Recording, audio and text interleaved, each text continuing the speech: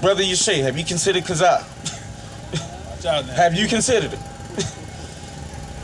You know, I want the Father to say about me, look at that man. He shuns evil, does everything that is good, but guess what? When he told that about Job, he was like, and Satan said, well, shoot, take all that stuff away from him.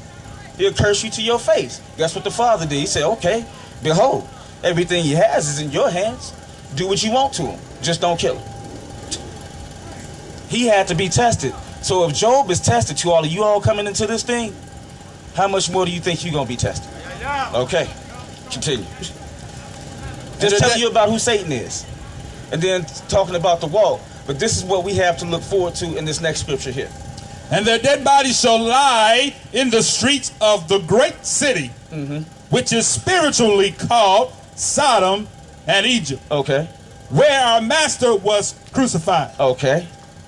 And they of the people and kindreds and tongues and nations shall see their dead bodies 3 days and a half, and shall not suffer their dead bodies to be put in the grave. That means these two men were out there, man, just wreaking havoc just by their mouth. You know, by these plagues and everything, stopping rain. Continue. And we have that same power too, believe it or not. The Messiah said, if you have just a little bit of faith, you can look at that mountain and say, move. That mountain gonna move. Guess what? I know this is true because how can you stretch out your hand over a whole sea and it parts? So I know that's true. Go ahead. And they that dwell upon the earth shall rejoice over them and make merry. Peace on earth, goodwill toward men. Yeah, what else they gonna do? And shall send gifts.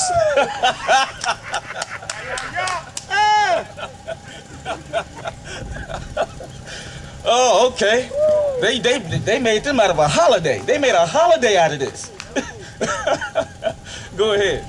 And shall send gifts one to another, because these two prophets tormented them that dwell on the earth. And after 3 days and a half, the spirit of life from Elohim entered into them, and they stood up on their feet, and great fear fell upon them which saw them. And they heard a great voice from heaven saying unto them, come up hither. Oh, okay. So this is a one-time occurrence too. That was a great shout.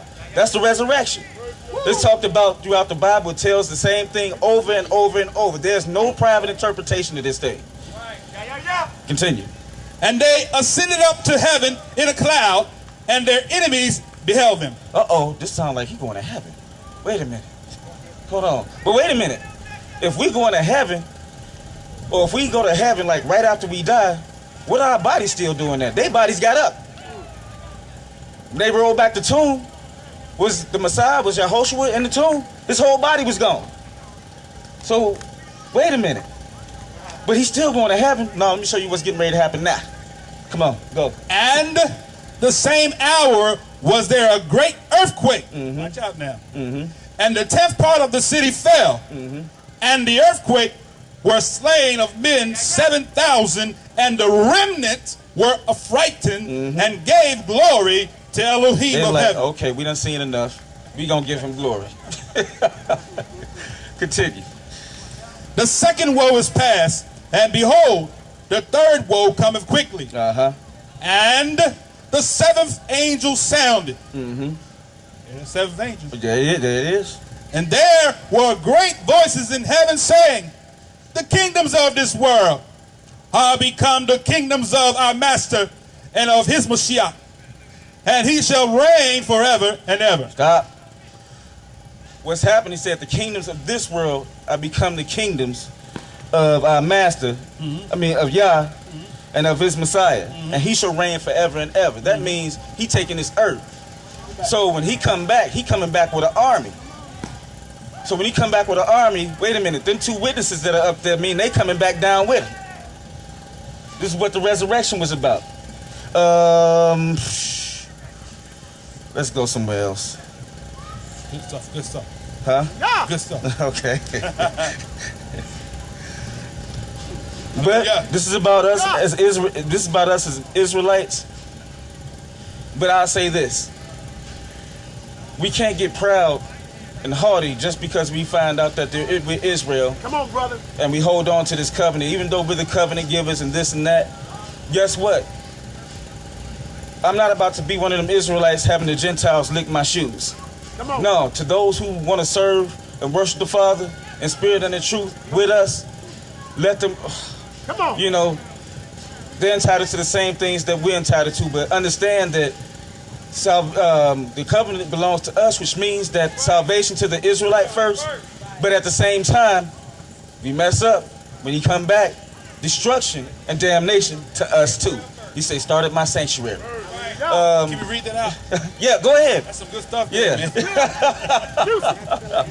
Well, hey, I'm not a scripture and verse 16. connoisseur. I know where it is. Where is it at? 16. 16, where's that at? 11. Oh, Revelations. Okay.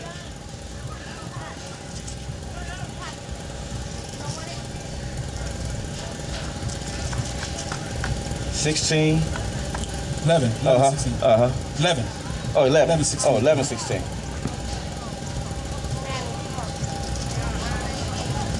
Oh, you want to continue? Yeah. Oh, okay, go ahead.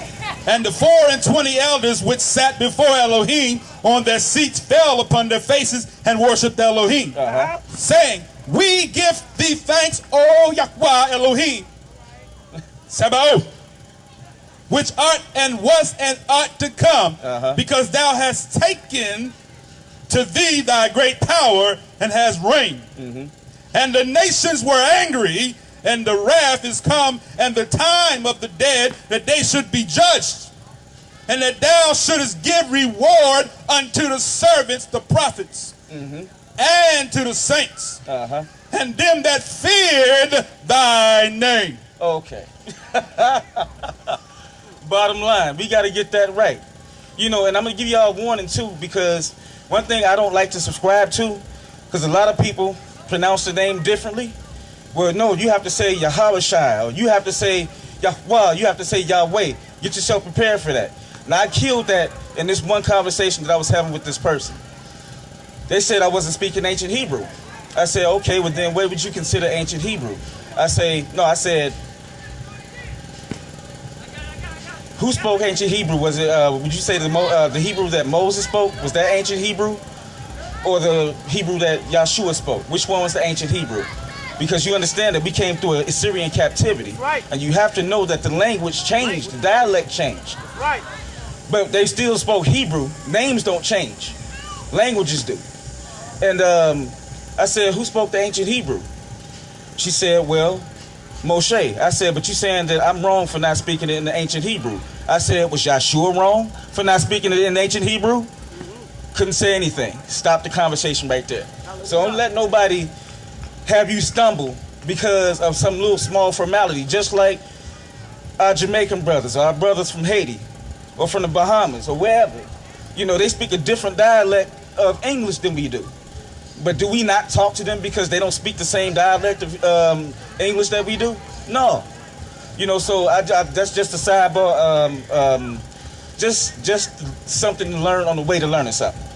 Because there's already a lot of divisions, but I'm in the business, I'm in Yah's business of getting those sticks together again. You know, Judah and Jerusalem, all his people together. Because his word is not going to come back to him void. He's going to have some people that he's going to save out of here. I intend on being one of them. Go ahead.